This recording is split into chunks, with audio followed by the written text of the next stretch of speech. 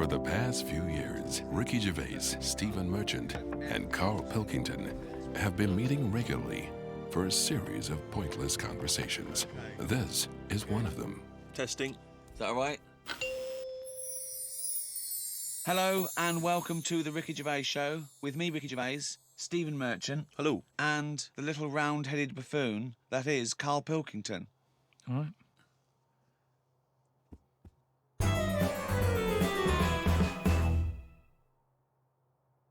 Okay, then listen. Right, I've found some things that I think will interest you, and I want your first thoughts on these. Okay. Now these are facts that I've sourced. Okay. What's the actual topic? Well, you love animals, don't you? You're interested in animal Some facts. of them. I don't love them. Some of them fascinate me and stuff, but a lot of them also get on my nerves. I don't know how an animal can get on your nerves. They just do. Okay, then here you Right. go. There's a frog, Carl. Just a little frog, a poison arrow frog, that contains enough poison to kill over 1,000 human beings. Why is it that annoyed? It's not annoyed. Well, why is it going about killing 1,000 people? No, it has the potential to. It has enough poison, it has enough toxin in it that could kill 1,000 human beings. But does it need that? Whereabouts is this? Where's it living? Rainforest, I think. And does it need that sort of power? Is it in that much? Is it getting threatened a lot? Is what I mean. Well, no, because it's saying, don't come near me, and it shows it with its colours. It's got the colours that say it doesn't want to be eaten. It doesn't want people to chew a bit, right, and go, oh, I'm an idiot. It's saying, look at my colours, don't eat me. You don't want to come near me. But then why give it bright colours? Because now it's standing out. Yeah, and it's going, don't eat me. Yeah, but make it a colour that fits in, like camouflage. Why make it orange? Of course it's going to stand out, and then they'll attack it, and then it'll turn around and bite and kill 1,000 men or whatever. No, it doesn't bite. It's the fact that if you were to eat it, you would die. Yeah, but who's going to eat it? Well, things that eat frogs. The French. And they go, Sacre bleu! You have killed me and 999 of my friends. But why is everything like surviving like this though? I thought it was all about survival of the fittest, not the one who looks the hardest. Well, but survival of the fittest is whether you're chosen or not by nature. No, but I'd survive if I could go about killing 1,000 men at one bite. It's not fair. It doesn't bite. It's Well, whatever, if it licks you or whatever. But no, not if it licks you. If you lick it. Well, I'm not going to lick it. It's not going to happen. I will not be licking a frog. So it's of no danger to me. So I could still kill it, and there's no chance, at no point am I going to lick a little frog's head. Not when it's alive or when it's dead. I love the fact it's all about you. It's all about how it relates to you. And he's annoyed that they're getting away with something. He doesn't like any sly animals. He doesn't like animals hiding. Then he wants them to hide. He doesn't want animals killing things. Then he wants them to kill things. He doesn't know what he wants. When they say survival of the fittest, they don't mean that, say, lions have been working out in a gym. It means Do you understand? it means the fittest gene pool, and the fittest gene pool is a gene pool that's still around. That's all it is. You think that everything, slugs, cats, are all somehow, their ambition is to be like us, or to have the attributes like us, that they can speak, they can talk, they can think, they can act. I only think that because when you see people with these pets, lizards, cats, whatever, they treat them like the humans. So I think if you do that enough times, they're going to start getting familiar with certain... Planet of the Apes. No, He's I'm thinking talking, of Planet of the Apes. Say like you with your cat, the way you talk to it, you give it a little cheeky massage and that when it's stressed out. No, you made that up, that it It's was a stressed cat. out. I'm just playing with my cat, right? If anything, the cat is to de-stress me. So you're talking to your cat, Rick. Is it answering back much? How are the conversations going with your cat? Well, I have more intelligent conversations with my cat than I do with him. Yeah, here's one, right? When my gran died, right, she had this rubbish dog, right, and that's all we got left. It was called Fluffy, and like my gran looked after it in a way that it was treated like a human. Do you know what I mean? Had a little coat on when it went out and all that. Anyway, so she died. We get left it. My dad's like, oh, bloody hell, right? Before you know it, it was a wreck. Because we weren't sort of bathing it the way she bathed it. We let it out if it wanted to go out. It got covered in oil. It used to go under the car and everything. So it went from looking like this fluffy, poodle to just being a bit of a wreck. It got hit by a car, it ran sideways like a crab and all that. In the course of how long? A month? Probably about two months or something. Yeah. Now, so it went from being over-treated to just being treated like a dog. Yeah. But a dog isn't, is not a indigenous species anywhere. We sort of bred those from, but jackals change it. All and I'm saying wolves. is change it. Take away the dog thing. I mean, that lizard thing you've got. Salamander. It's still sort of treated as part of the family, even though it Well, does it's not. nothing. How is it treated as part of the family? Just the way, it's looked after, that big area that it's got to itself. We stick it in a case and feed it a cricket now and again. How is that like one of the family? It doesn't matter because it's in your flat. It is in Carl's family. It's in your flat, innit? And it's sat in that corner. I just mean, as time goes on, things get educated as they get older. How old's that lizard? You don't.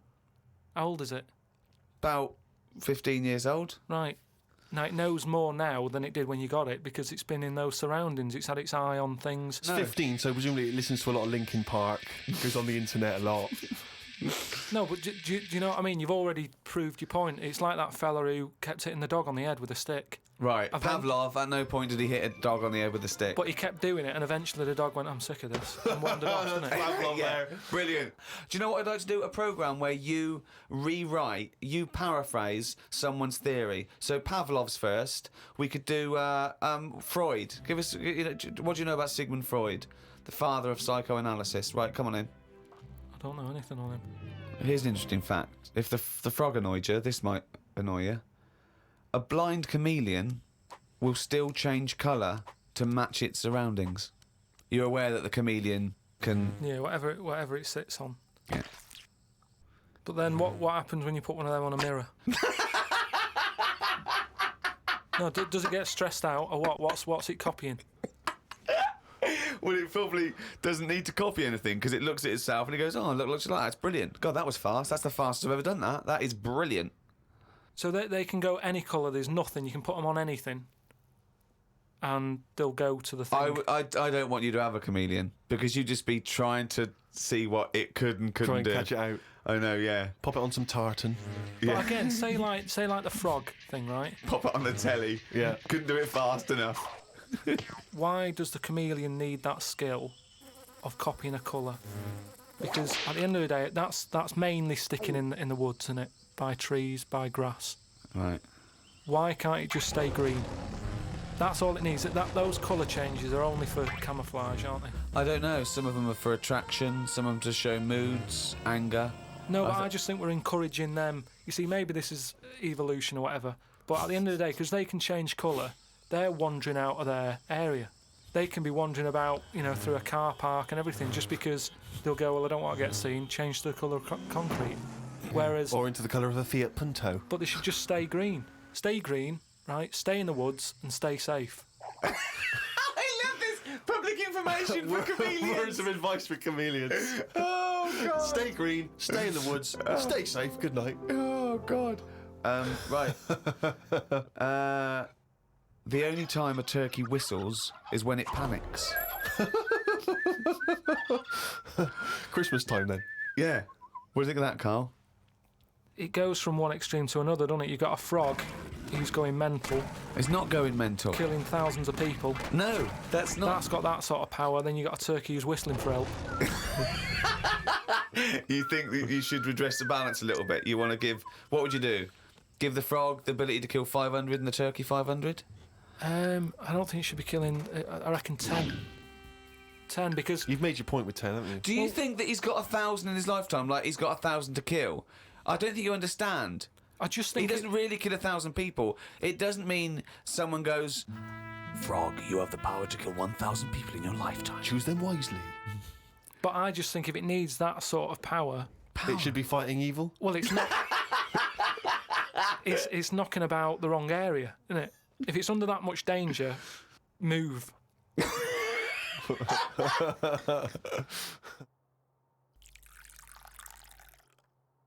I was thinking the other day about, your body and everything, because it is amazing, isn't it? How it works. Oh, yeah. Does the brain control you, or are you controlling the brain? I don't know if I'm in charge of mine. Nor do I, There's Carl. a surprise. Nor do I, No, Carl. do you know what I mean though by that? Does the brain control you, or do you control the brain? Like, don't you ever sort of think sometimes? Say if you're making, But 'cause you I are was the making, brain. No, but I was making a shopping list, right? Going right, I need some rice, kidney beans, and I thought I had everything, and I sort of was rolling up the paper, and then something went, oh, an onion. Your brain did Something that. went an onion. Was it Suzanne? No, well, my brain sort of went, you forgot something.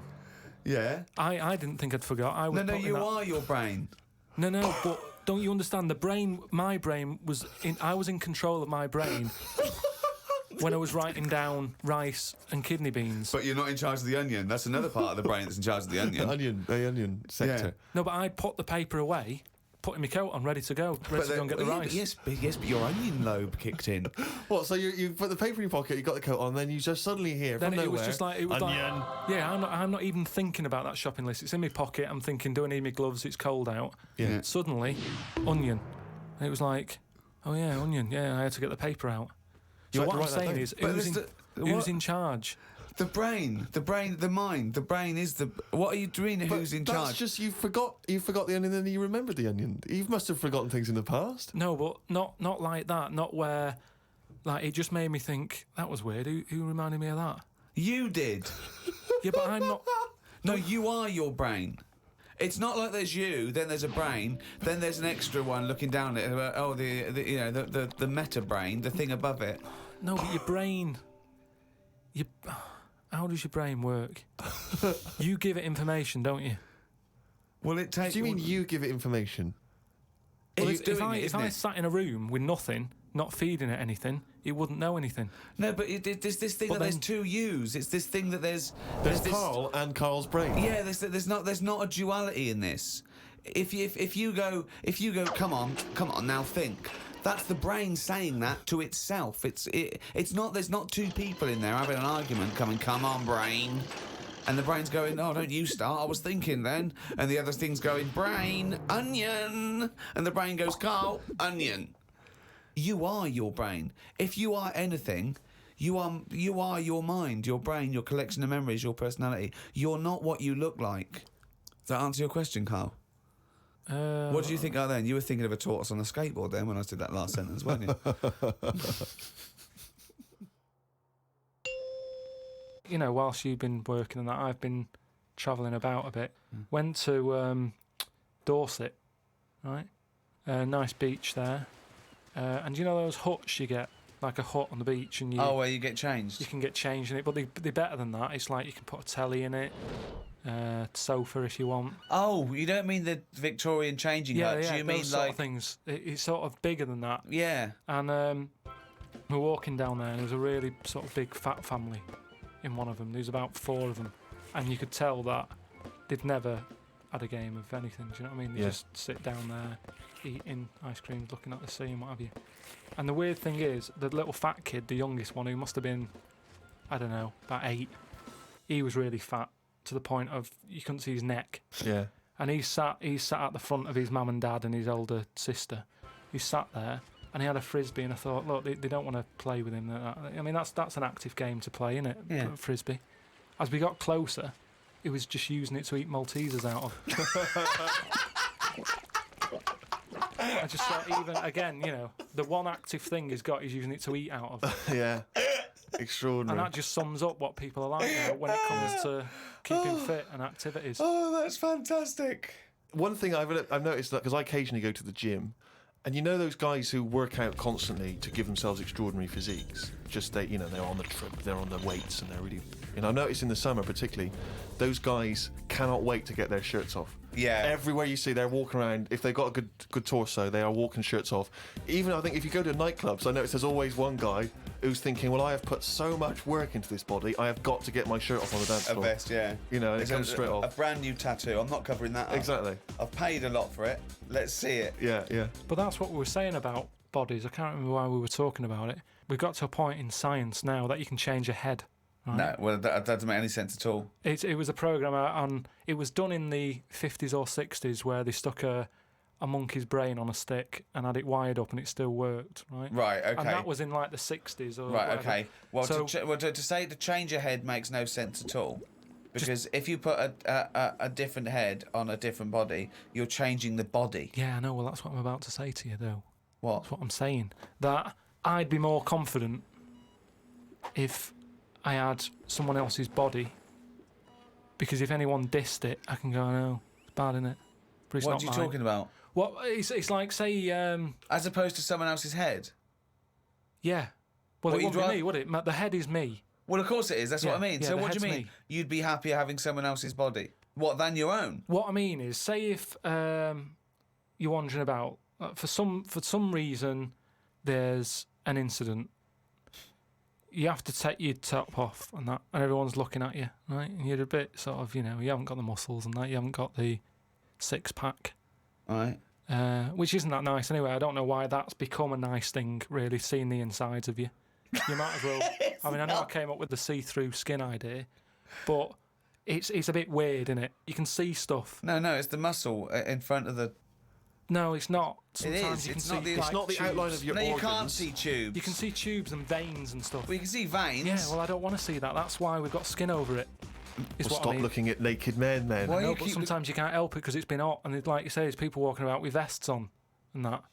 So anyway, what I'm saying is, say if some incident happened, I'm walking about with my top off. Right. Girls are laughing at me, right? Why? Don't know, they might. Yeah, go on. So they wouldn't look at your body, they'd all look at your head. So what I mean is, Yeah. rewind that, right, and imagine all that happens again, but I've got someone else's body. Right. Whose body? Just some fella who's died, and my body was injured, and they said, we've got a new body in. You can Right. have it. We'll Yeah. stick your head on it. Yes. Yeah. Now, say if They're laughing at you. they are laughing at the they're body, laughing yeah. at the body, but at least I'd be able to sort of go, I know it's a mess, but it's not mine. At least I don't have to claim ownership. So all of this extraordinary technology that can make put one head on another person's body, so you can go, it's not my body. No. But And it's not your own. I'm not being funny though. So if you have a body transplant, right, and you're there, you're at home, naked, you look down, Yeah. lovely penis and a set of testicles, Yeah. right? What do you do with them? What do you mean? What am I doing with them? Well, do you like them? Well, you wouldn't mess about with them as much as if they were your own.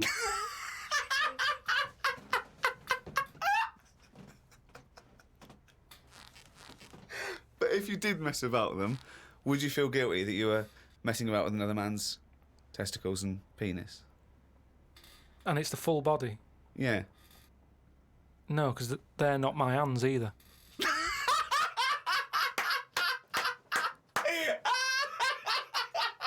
You're a genius. You're a fucking genius. So what you're doing is watching someone else wank. Yeah.